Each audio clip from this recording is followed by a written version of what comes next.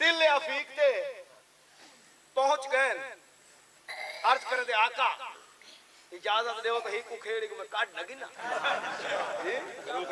سفیان نے کشتی کہانی کی تھی جی ڈھیر مدت تا لون تھا بتا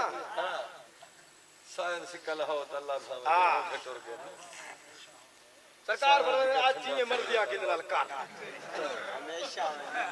جی میں مردی آکھی کر اے جناب اپنا ہی نے بھائی کنجین صدقے میرے ستر بھائی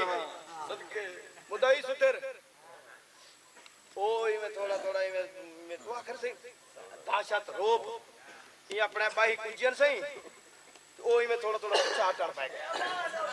یہ اپنا بھائی کنجین دا میں دے وہ تھوڑا پچھا تے یہ میں نیرہ تھی دیا گا بقصیدہ میرا شروع بسم اللہ اللہ بھائی بسو وہ آتا ہے تے کو میں چھوڑنا کوئی نہیں جڑے چکر